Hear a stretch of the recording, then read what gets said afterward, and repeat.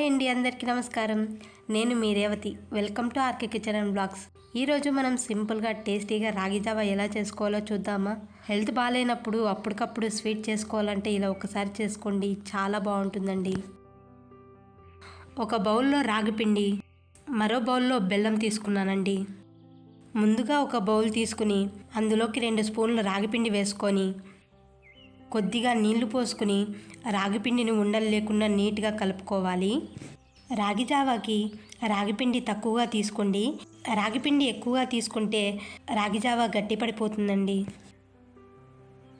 ఇప్పుడు stove on చేసుకుని ఒక గిన్నె పెట్టుకుని గిన్నెలోకి నీళ్లు పోసుకోవాలి. నీళ్లు వేడయ్యాక ముందుగా దంచుకున్న బెల్లం ఇందులోకి వేసుకొని కరిగించుకోవాలి. బెల్లం కరిగించుకున్న తర్వాత స్టవ్ ఆఫ్ చేసుకోవాలి.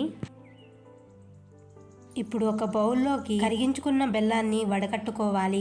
ఇందులో నలకలు ఏమన్నా ఉంటే వచ్చేస్తాయండి. బెల్లం నీళ్ళని అదే గిన్నెలోకి పోసుకోవాలి. పోసుకుని స్టవ్ ఆన్ చేసుకుని స్టవ్ మీద పెట్టుకుని బెల్లం నీళ్ళలోకి ముందుగా కలిపెట్టుకున్న రాగిపిండిని ఇందులోకి వేసుకొని కలుపుకోవాలి. స్టవ్ సిమ్లో పెట్టుకొని మాత్రమే ఉడికించుకోవాలండి. రాగి జావా కొద్దిసేపు ఉడికించుకుని స్టవ్ ఆఫ్ చేసుకుంటే సరిపోతుందండి. అంతేనండి, సింపుల్గా టేస్టీగా రాగి జావా రెడీ అయిపోయింది. రాగి జావా కాస్త చల్లారాక ఒక గ్లాస్లోకి పోసుకొని తాగానండి. టేస్ట్ అయితే చాలా బాగుందండి. ఒక్కసారి మీరు కూడా ట్రై చేసి ఎలా వచ్చిందో కమెంట్ చేయండి. అలాగే ఈ వీడియో నచ్చితే లైక్ చేసి మన ఛానల్ను సబ్స్క్రైబ్ చేసుకోండి friends. Thanks for the watching.